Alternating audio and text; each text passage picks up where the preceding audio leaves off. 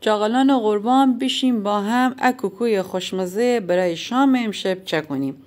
0.5 کیلو سیب زمینی بپزید، پوست بگیرید، لپایم 200 گرم با این بن پیاز بنید تا قشنگ بپزه.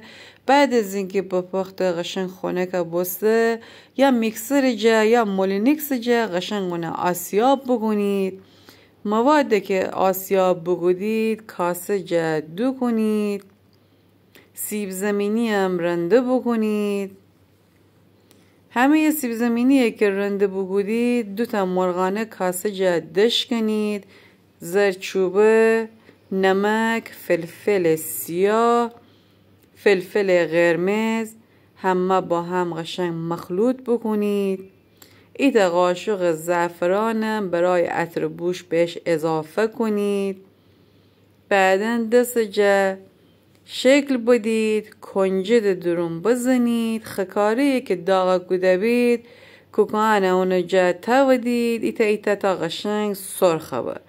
وقتی هر دو طرفش سرخه بسته کنار سالاد یا زیتون پرورده میل بکنید. نوش جان.